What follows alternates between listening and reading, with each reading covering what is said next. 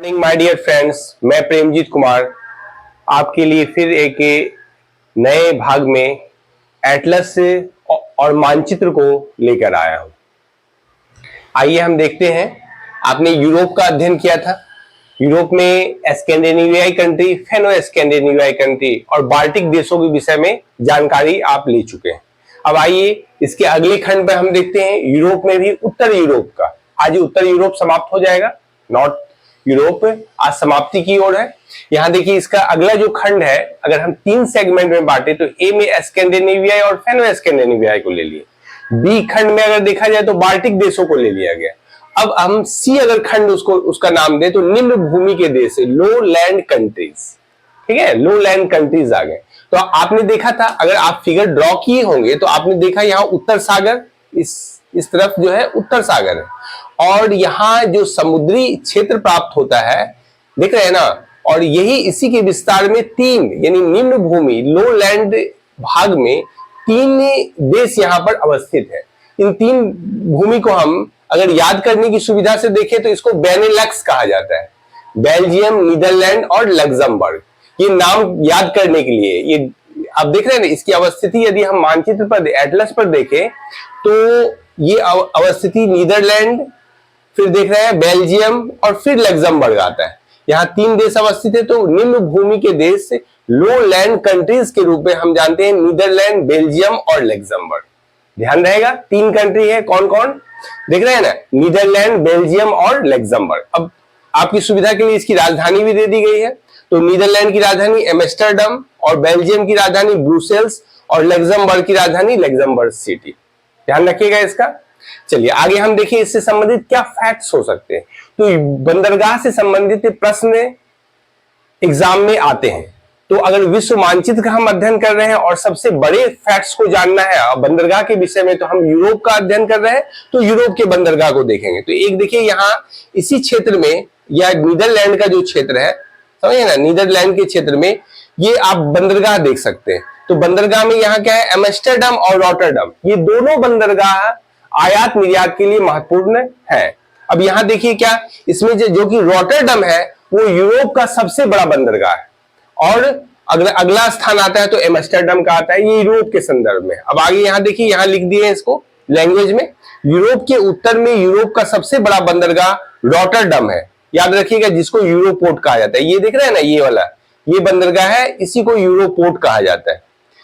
Amsterdam Europe का दूसरा बड़ा समुद्री बंदरगाह है। ध्यान रखना है ये 2 तथ्य को। अब देखिए इसको हम, अगर हम आपको बताए थे कि किसी भी देश को, जैसे बाल्टिक देशों को आपने देखा या फिर स्कैंडिनेवियाई, फेनो स्कैंडिनेवियाई देश को देखा, तो हम आशा करते हैं कि आप क्या उसको एटलस में जाके देखे होंगे। तो यहाँ 3 देश जो है, 3 देश की अवस्थिति एटलस में क्या होगी उसको हम आपको बताते हैं। देखिए एटलस में यहां देख रहे हैं ना, अगर आप गौर से देखिएगा, ऐसे तो ज्यादा जूम करना पड़ेगा आपको। देखिए यहां पर दिखाई दे रहा है आपका, ये बेल्जियम का क्षेत्र है, लग्जमबर्ग यहां देख रहे हैं ना, लग्जमबर्ग, उसके ठीक ऊपर बेल्जियम, और फिर यहां पर आप अगर देखें तो यहां पर हमें नीदरलैंड का की अवस्थित हो। तो नीदरलैंड, बेल्जियम और लग्जमबर्ग दिखाई दे रहा है ना, ये देख लीजिएगा, इसको ध्यान से आप लोग इसको देखिए।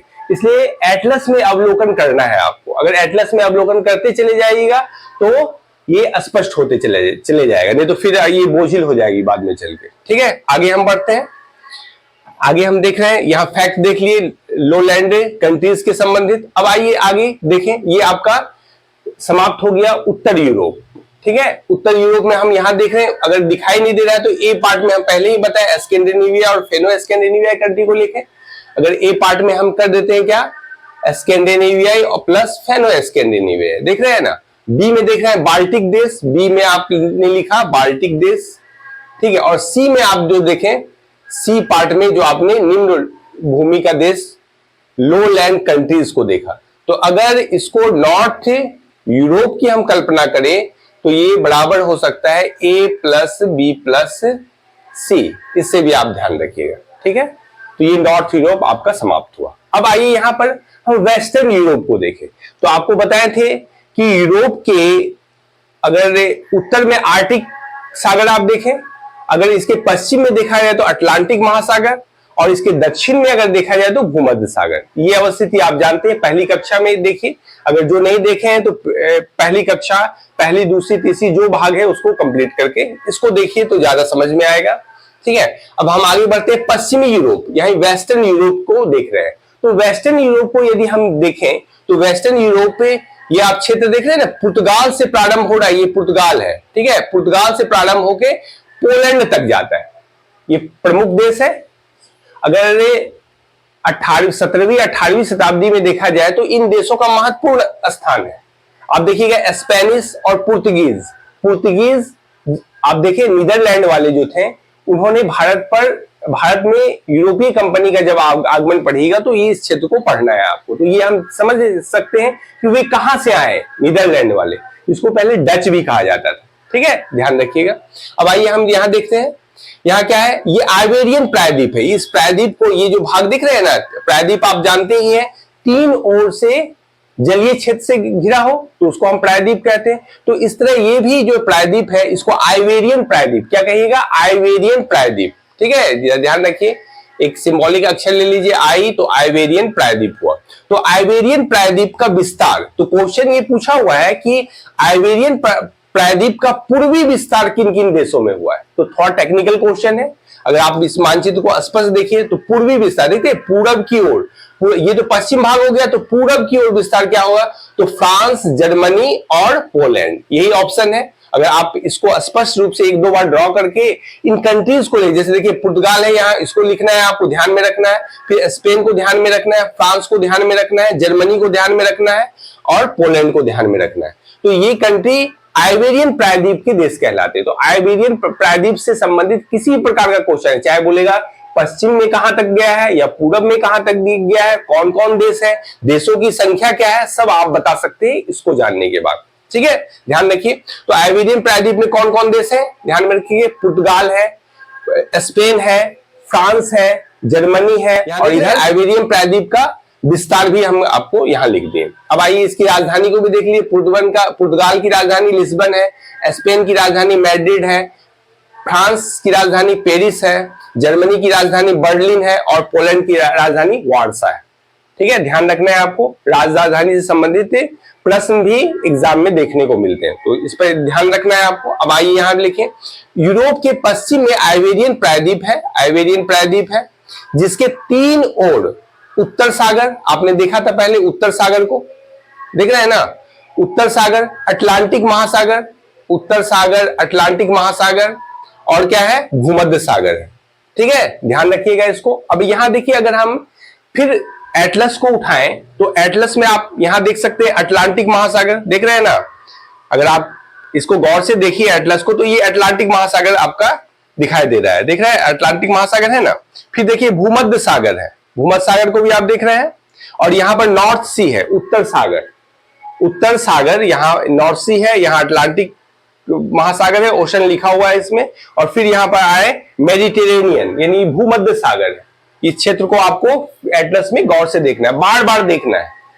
ठीक है, अब आइए यहां पर हम फिर देश को देखें, आपने देखा ये यहां पर देखे ना, पुर्तगाल, स्पेन, फ्रांस, देख रहे हैं ना। अब यहां पर हम खोजेंगे, ढूंढेंगे कहां है, तो देखिए यहां पुर्तगाल है ना, पुर्तगाल है यहां, फिर यहां दूसरा है स्पेन है, देखिए गौर से, यहां क्या है, पुर्तगाल है, देख रहे हैं ना, स्पेन है, देख रहे हैं ना, यहां फ्रांस है, गौर से देखते चले जाइए, फ्रांस है, आप फ्रांस के बाद देखिए जर्मनी है, ये जर्मनी आपको दिखा है, फिर देखिए पोलैंड है ना। तो ऐसे कंट्री का आपको अवलोकन करना है, तो ये एटलस पर आप देखिए इसको। आगे आइए, इससे संबंधित कुछ फैक्ट्स को हम देखें।